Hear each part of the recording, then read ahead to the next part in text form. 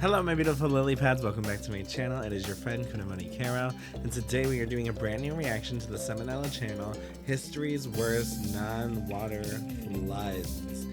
Ooh. I'm very interested in this one because I honestly don't know what kind of floods would you have if it's not water. It has to be some type of liquid, right? Well, let's find out. Remember to like, comment, and subscribe. Any and all interaction does this channel wonders. And remember to catch me on Twitch. I just posted my schedule on our community tab. So come say hello, and let's get into it. This episode of Salmonella Academy is brought to you by Skillshare.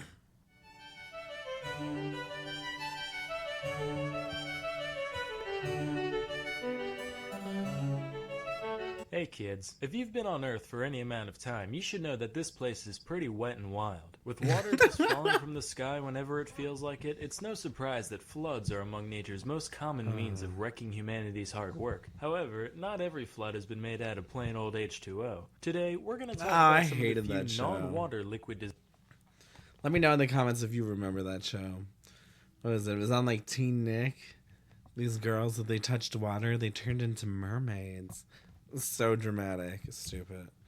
disasters that mankind has endured. January 15th, 1919 was a particularly warm day for Boston, at around 40 degrees Fahrenheit, well above the freezing temperatures of the past week. Men wore their hats a little less snugly, children huddled about the fire a little less closely, and a metal tank containing 2.3 million gallons of molasses decided to collapse. Damn. Now, I know what you're thinking. Sam, I've never even held a molasses before. I didn't know there was 2.3 million gallons of it in the world. What was that much molasses doing in one place? Well, young grasshopper.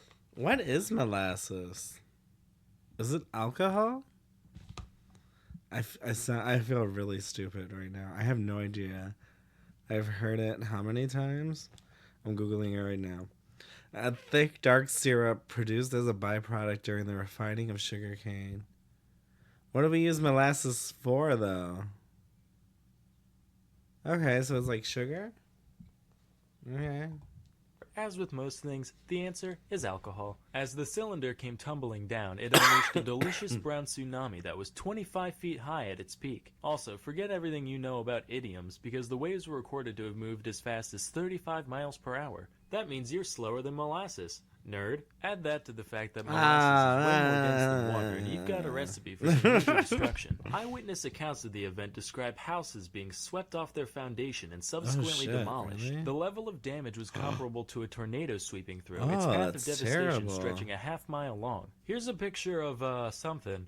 I can't tell what it was supposed to be. All I know is that molasses clearly does not play. That's not all, though. A truck was picked up and chucked into the harbor, a train car got knocked off its tracks, and a bunch of dogs and horses just straight up drowned. Oh, and some people, too. Animals. Around 150 were injured and 21 were killed in the disaster. Talk about the sweet release of death, am I right? Ha ha! A couple of reasons these numbers were so high were that A, once you're stuck in something that thick and sticky, you're kind of fucked unless 3 guys with a rope happen to show up, and B, the affected area was so large that 3 guys with a rope would have no way to get to you without getting trapped themselves. As a result, rescuers had to wait several days before the molasses either sufficiently drained out of the area or hardened up enough in the sun and the cold so that it could be walked on without sinking in. After So if they waited that long to walk on it to go get it, wouldn't the person die by then? I mean, you have to be like starving, and then if it even like solidified, wouldn't it be even harder to pull them out? Did they just die? Like, what's the point of taking their body out at that point? the incident, cleanup was carried out primarily by blasting the streets with salt water, which took many weeks and stained the waters of the Boston Harbor brown for months. Naturally, all the rescue workers and cleanup crew ended up getting molasses all over them, which led to them getting the stuff all over payphones, subway cars, door handles, you name it. It's said that for decades afterwards, residents could still catch a whiff of molasses outside during the summer months, and Boston remains one of Forbes' top 10 stickiest places to this day. Our next tale took place on the evening of Forbes' top. Oh, shut up. This ain't... I thought it was like a real list for a minute. Golden Corral, any of them, yeah. Well, actually, I don't even know. I've only been to Golden Corral once, and it was for a field trip to the state capital. And I liked it because I was like 11. I don't know if I would like it now because I'm an adult. Top 10 stickiest places to this day. Our next tale took place on the evening of June 18th, 1875 in Dublin. A fire had been raging across several blocks of the city for many hours prior, and like many of us do after a long hard day of wreaking havoc, the fire decided to mosey on over to the malt house for a much needed drink. Around 5,000 barrels of whiskey and other social lubricants subsequently burst from the heat, Holy sending a cascade of what is essentially liquid fuel careening out into the street, carrying the inferno on its back wherever it went. Now, normally you'd think people would just run away from the impending danger. Fires have to be like one of the most scariest things. Because I haven't been in a fire personally, but I've like witnessed neighbors' houses going up in flames, businesses going up in flames, and it's terrifying. It truly is terrifying. We talk about it so much in fiction and stories that it just seems like, oh, like that's something that only happens in stories. But once you see it up front, it is so terrifying. The real impact of it is just, I can't even imagine.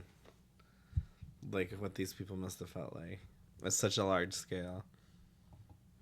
But being that this is Ireland, the crowds of people had a better idea. They said, hey, fellow upstanding citizens, why don't we band together and help with the cleanup efforts? So they decided to dispose of the river of beverage running through their neighborhood by hiding it safely away in their stomachs. Some people drank directly from the street, while the classier among them were seen taking off their nasty sweat-filled boots, filling them up and just gulping away. Keep in mind, while today's version is flavored primarily with cinnamon, this Fireball whiskey contained a special blend of spices including ash, street filth, tiny shards of glass and wood, and whatever else you could imagine. But hey, free drinks are free drinks. In the end, 13 people perished as a result of this incident. Was it from the fire? Nope. Smoke inhalation? Mm-mm. Drowning? Still no. Unfortunately, though they did boot and they did rally, they forgot to do both at once. As a result, all 13 deaths were actually from alcohol poisoning caused by chugging too much runaway liquor. So let this be a lesson, kids. Don't drink street booze. You have no idea where it's been. Yeah. Just go to a dispensary instead. Moving along, here's another potation inundation. This time on the other aisle. 1814 London was a rapidly growing metropolis, and like all metropolises, it had its fair share of densely populated slums, one of which was St. Giles Rookery. And what better place is there to build a brewery than amongst the impoverished and thirsty? Unfortunately, said brewery apparently got cocky and decided to skimp out on their iron rings that hold up the big beer things budget, leading to one of the vats completely collapsing and knocking over all the others with it. In total, around 323,000 imperial gallons, or 1.5 million liters of beer were unleashed that day. The flood of ale pushed over the wall of the brewery with the same ease that Jared Kushner pushes old ladies down escalators, dumping out into the streets and totally demolishing multiple homes situated nearby. Good morning, America. I'm reporter Pat Lauer. No relation, don't worry. We're here at the scene of the world's biggest party foul. Ma'am, how does this whole thing make you feel? Ha, don't worry. This isn't the first time alcohol has torn my household apart. In all seriousness, my husband has struck me on multiple occasions. At least 8 people are known to have died as a result of the incident, either from drowning or from having their house dropped on them. In spite of this, nobody was held responsible for the disaster, with courts concluding that the collapse was an act of God. I wish people were that lenient with act of God clauses today, like, alright, here's your coffee, ma'am. Whoops. Jesus Christ, it burns! Yes. Do you remember when that happened? Everyone was talking about this case. I remember it as a kid, and then everyone just talking about how stupid this lady is. Like, it's a cup of coffee. You should know that it's going to be hot. But I do remember that the burns were really severe. That shit gets off the charts if you ever worked on a restaurant before with those kind of coffee machines. They really do get to really dangerous temperatures. I constantly did not know how to make coffee. I know, it's so simple. You just put it in the filter and put it in the thing and press the button. But sometimes I would hit the wrong button and it would overfill and I'd burn myself a lot. So I personally know how that feels. What was I even talking about? Why are we talking about this? Let's get back into it. That was Jesus Christ who did that. You motherfucker, my legs are fusing together. Hey, God works in mysterious ways. Maybe you're supposed to be a mermaid, who knows? So I hope the knowledge of these events will serve to empower you in your life going forward. If you find one of your friends trapped in molasses, now you'll say, don't worry, I'll save you. In a couple days. If your streams are flooded with hard liquor, you'll say, oh boy, time to start chugging. In moderation, of course. But why stop there when you can learn a lifetime of practical wisdom with Skillshare.com? Skillshare is an online learning community with over 22,000 classes in technology, design, business, and more. Premium membership gives you unlimited access to high-quality classes on must-know topics. I'm going to remain patient.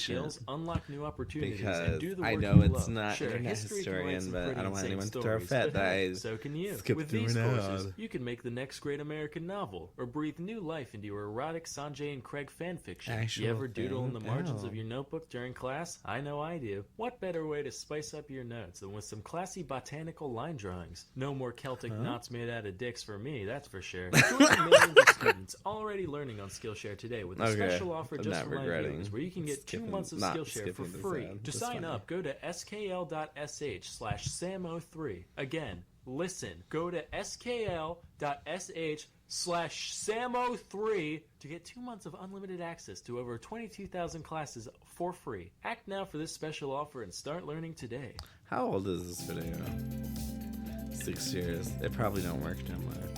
Well, if it does, I always did want to try Skillshare. So, I don't know, maybe I should try it. What did you guys think of this video? Let me know down in the comments. And if you have any suggestions, I would absolutely love to hear them. I'll see you guys again soon. Bye.